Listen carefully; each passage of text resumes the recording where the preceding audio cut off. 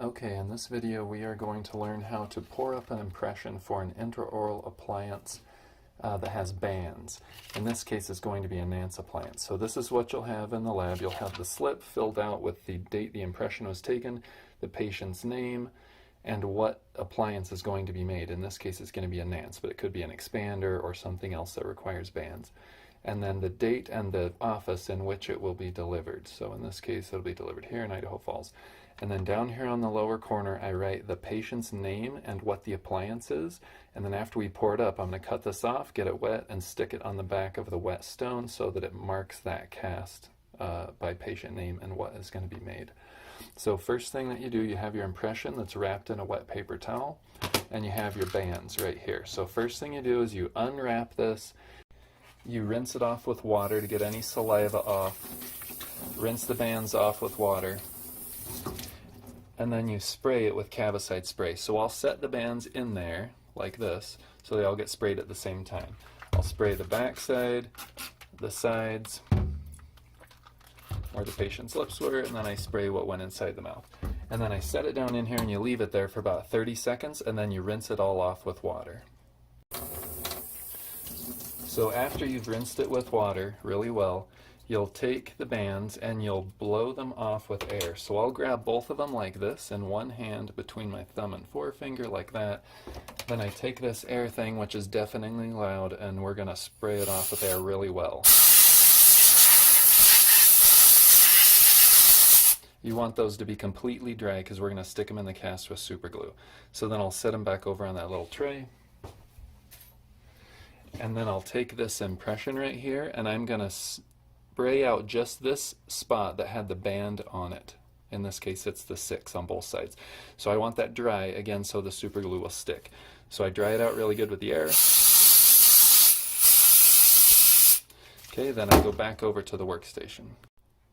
The next things that you'll need are a little bit of toothpaste and some super glue. So you take the toothpaste, you put a little bit on your knuckle, on your glove, and then you use that to block out these headgear tubes and the the arch wire tubes. So you take this and you put it on there and you just essentially kind of scrape it off, and that pushes that and blocks those out with toothpaste. So you do that to both sides on both bands. Okay, now that I have both of those blocked out on both sides of the tubes, I'm going to set them down on here in the correct orientation that they go in the impression. This is very important so you don't get confused when you put the super glue down and you have to grab the bands and put them in. So the hooks go gingival and distal. So this went in the patient's mouth. So gingival is up in this case, and distal is back this way. So this band right here is the upper right band because that hook goes gingival and distal. Maybe you can see that. So I'm going to set that right here on the right side just like it's going to go in the impression, and I'm going to do the same to this side so that way I know exactly the orientation and the side that they go in. So then I take my super glue.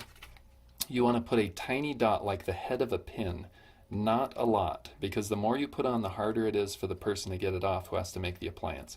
So like the head of a pin of super glue on the mesial and distal, not on the lingual because that's where the lab person has to solder and they don't want to have to deal with super glue on there, and not out here because you don't want super glue to get in these hooks and headgear tubes and stuff.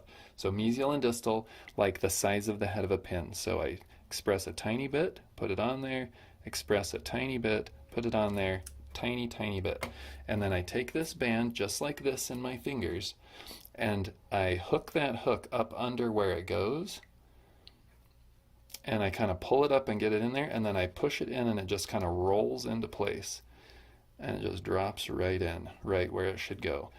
And then I hold it in there nice and gently. What you want to make sure of, and this is extremely important because this band has to be in the exact same location that it was in the patient's mouth. So there's a little line where that band goes. You want to make sure that the bottom of that band is sitting on that line. So right in here. If it's up like this and you pour it up, the appliance won't fit in the patient's mouth. So you have to get it pushed down in there, and it should just fall right into place. If it's not falling into place, something's wrong. Sometimes stuff will get back up in here and will prevent that bracket from sitting all the way up flush. If that's the case, you pull the band out, you pick that out really quick, and then you stick it back in there. This is extremely important. It has to sit flush on that little line all the way around. I don't know if you can see, but over here on this side, maybe you can see. The little line is right here where that band was seating on the patient's mouth, or in the patient's mouth on their tooth. So right in there, that band has to sit flush all the way around on that so that it's accurate to the patient's mouth. So once you see one of them, I'll kind of hold it down with my 2 fingers very gently, and I'll blow on it for about 3 seconds just to kind of set up the glue. I don't know if that helps or not, but it just makes me feel better. So then you do the other side. Again, you express very, very tiny amount, like the size of the head of a pin on each side. Then you take this band that's cleverly placed accurately in your fingers like this, and like a pinching move. You get that hook put in where it goes, and then you push it in, and it just kind of rolls down into place. So you're kind of hooking out up under and rolling this other side in like that. And then you just push it down in. I verify that it's sitting on that line all the way around and that there's nothing in the way. And then I hold it down with my fingers. I'm not pushing. I don't want it to push it into the alginate, or again, it'll be inaccurate. I just want it to sit there where it was while the glue dries. So I put my fingers on there, I blow on it for a couple of seconds, and that will seat the bands. I verify that they're in there totally accurately, and then I can pour it up. Now, you don't need to snip out these interproximals like you would with an S6 retainer, because you're not building anything that's going to lock into those. This Nance appliance, you need this band to be accurate, this band to be accurate, and for this palette to be accurate in the impression. A second kind of bands that we use for certain appliances are bracketless bands. So they're a band just like these with brackets, except they do not have a bracket. So they're a little bit more challenging to place. So this is how you place a bracketless band. So first of all, you want to make sure you get the correct one on the right side and the left side. So the bracketless bands that we use are all lower arch bracketless bands. So there's lower left and lower right. The thing to keep in mind is when you bring those to an upper appliance for the upper arch, you'll put the lower left band on the upper right, and you'll put the lower right band on the upper left. So this is an upper impression, and this is the right side, so this side would get the lower left, goes on the upper right, and the lower right goes on the upper left. So you can kind of see here, this is a size 13 LL, that means lower left. So the writing goes, the base of the writing goes toward the gingival. It's harder to place these because with the bracket, you have a bracket, you have the hook, and that gives you your orientation for up and down and left and right. But with these, you have to look at the writing on there. The writing will go on the mesial of the tooth, and the base of the writing goes toward the gingiva. So this band would go in this impression just like that, with the writing facing up. Now, the reason why is because you can see these kind of flare. It's a little bit wider down here and a little bit narrower up here across the top. So that the teeth flare like that also. They get wider toward the gingiva. So this one would go right here. This one, this is a 13 lower right. You can see that. So that would go on there just like this, with the writing toward the mesial and the base of the writing up toward the gingival. And then from there you just seat it like you would seat a bracketed band, but you want to make sure you get the orientation correct. Now, not to be confusing, but when you place bracketless bands on a lower appliance, the lower impression is taken like this in the patient's mouth, and then when you flip it over, so this is the patient's right side and here's their left side. So when you flip it over, this is the patient's right on a lower impression. This is an upper impression. But on the horseshoe-shaped lower impression, this is the patient's right and this is the patient's left. And so you want to make sure that the lower right would go over here, the lower left would go over here.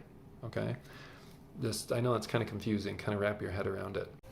Okay, so after you have the bands super glued into place, you're going to pour it up. So you'll take one of these mixing bowls, you'll put about enough powder in there that it will fill that impression. And then you want to mix this with water. You can go with one of two options. One is slurry, which we store in these Tide containers. What this is if you take the setup stone, you put it through the grinder, and then you catch that water that comes out. It's milky white because it's filled with that setup stone powder. We catch that, and then you can shake this up, and it suspends all of that stone mixture, and it helps this set up a lot faster. So if you're good at it and you've had some practice, I would use slurry. It'll help the stone model set up faster, and you can pull the impression quicker. At first, before you're super comfortable, I would probably just use regular tap water. Now normally I would get this straight out of the sink, but for demonstration purposes I got it in this little container. So I'm going to use tap water today just so it doesn't set up too fast on me while we're working here. And but when you shake this up, you don't want to do this, a gentle shaking. You want to tip it upside down and shake it super well, and then use it. That helps that stone mixture get all suspended. So what we'll do is you take this, you add some water, and you want to add enough water that this gets about to like pancake batter consistency. So, and you don't whip it like this. You don't want to incorporate a lot of air into the mix, and it's easy to go from not quite enough water to a little bit too much. So add a little bit at a time, and then you'll mix it up until it gets to be about the consistency of pancake batter. Okay, so that's a little bit stiff, so I'm going to add just a little bit more water. Don't add too much or else it'll get too runny and then it's a real pain. So I'm going to add just a little bit more and get that mixed up.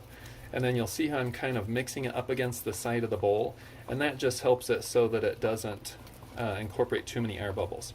So then that's about the consistency that you want right there. That's maybe a little bit stiff, but it'll work well. So I'm going to clean that off, and then I put this on the shaker. So you turn the little knob on the shaker all the way over, and then you push down, and you can see those little air bubbles starting to rise out of the mix. And once those are all out, then you get this on the shaker, and by putting it on there, it helps this stone flow. So you get about that much, like about the end of your thumb, and you put it on the pallet. Don't put it directly on the teeth. You put it on the pallet, and that helps it flow down, and you want it to flow down and fill the teeth from the bottom up.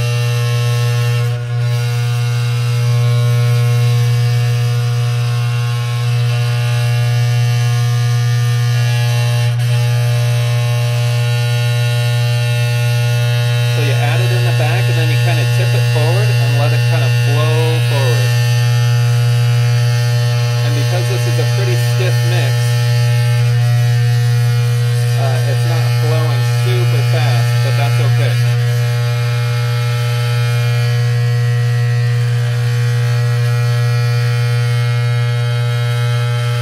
So you add it in the front. Once those front ones are filled, you kind of tip it sideways and just have it flow over. And you'll see how it's filling those teeth from the bottom up. For a little more explanation on that, you can watch the video on how to pour up an Essex retainer. It's not as important in an appliance if you don't get every last incisal edge, because you just need the roof of the mouth and the bands mostly, but it's just good form to pour it up correctly. So that flows in, and now once all of those teeth are full like that, you can turn off your shaker, and then you take the rest of this, and I'll put it on the back like this, and I kind of spread it across, because you don't want to catch bubbles between what's in the impression already and what you're adding. So I'll put it on the back like this, and then I spread it forward so it doesn't trap air between the two layers. So you want to get this all added up here. And then I'll keep the back pretty straight up and down like this. And you want to kind of, with an appliance, it's different than an Essex. You want to keep this complete. You don't want to take the middle out like you would on an Essex impression pour up. So you'll build this up so the person making the appliance has a nice solid base to work with. And then if it gets kind of saggy, you don't want it like coming over the edges and locking onto the tray. So just make sure that you're keeping it inside the boundaries of the impression. and it's easy to work with before it sets up like this. So you can kind of come around the edges and just keep it off of the metal tray. If the impression material, the alginate, doesn't go all the way to the edge of the tray, this stone can lock onto a little lip that's under there, and you do not want that to happen, or else it's very hard to pull the cast later because it's like locked onto the metal tray itself, and that doesn't bend, so it's hard to get at. So when you use water, it's saggy and it doesn't set up nearly as fast, and so you got to kind of keep this all herded in here nicely so that it stays within the boundaries of the impression. And then what you'll do is you'll take that little blue piece of paper that I showed you. You'll take your lab knife, you'll cut this out, you'll get it wet in the sink, and then you'll take that wet little piece of paper and you'll stick it right on there. And that will label the cast as who it belongs to and what appliance we're going to be making on there.